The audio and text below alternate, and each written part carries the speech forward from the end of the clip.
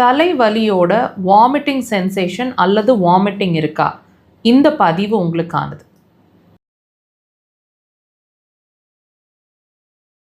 நாலு மணி நேரத்திலிருந்து 72 மணி நேரம் வரைக்குமே இந்த தலைவலி ப்ரெசஸ்ட் ஆகிட்டே இருக்கும், அதாவது கண்டினியூ ஆகிட்டே இருக்கும்.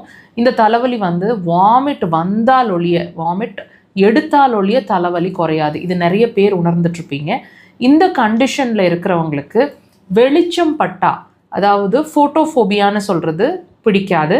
கண்ணு இருட்டாக இருந்தால் தான் நல்லா இருக்கும்னு ஒரு ஃபீலிங் இருக்கும். கண்ணை க்ளோஸ் பண்ணி வச்சுருந்தாலே கொஞ்சம் பெட்டராக இருக்கிற மாதிரி இருக்கும்.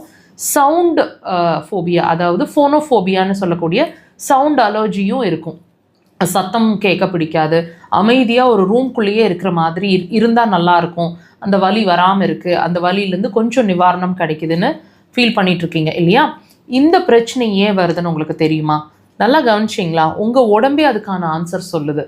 தலைவலி இருந்துகிட்டே இருக்குது, எவ்வளோ ஹவர்ஸ் வேணாலும் தலைவலி இருக்குது.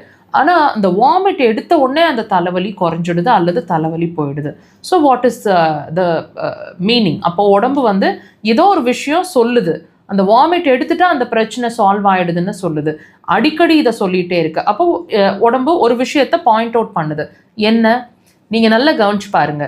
உள்ளே இருக்கிற பித்தம்ங்கிற ஒரு விஷயம் வெளியே வந்துட்டா, அந்த வாமிட்டில் வெளியே வந்துட்டா அந்த தலைவலி குறைஞ்சிருது. So can you கோரிலேட்டுங்க?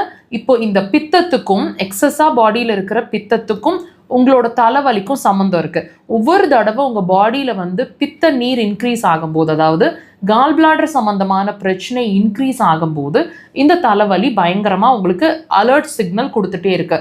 இதனால தான் அந்த பித்த நீர், அதாவது அந்த வாமிட் வெளியே வந்ததுக்கு பிறகு, உங்கள் ஸ்டமக் கிளியர் ஆன பிறகு அந்த தலைவலி குறையுது. ஸோ இதுக்கும் அதுக்கும் டைரெக்டாக சம்மந்தம் இருக்குது. இப்போ உங்கள் தலைவலி ஏன் வருதுன்னு உங்களுக்கு அண்டர்ஸ்டாண்ட் பண்ணியிருப்பீங்கன்னு நம்புகிறேன். உங்களோட பித்தப்பை சார்ந்த பிரச்சனை இருக்குது அப்படிங்கிறத தான் அந்த தலைவலி உங்களுக்கு இண்டிகேட் பண்ணிகிட்டே இருக்குது. ஸோ டெஃபினட்டாக இந்த பதிவு உங்களுக்கு கோரிலேட் ஆகிருக்கும் நம்புகிறோம். கோரிலேட் ஆகிருந்ததுன்னா அக்குபஞ்சர் ட்ரீட்மெண்ட் எடுத்து பாருங்கள். 100% உங்கள் பிரச்சனைகள்லேருந்து சால்வ் பண்ணுங்க.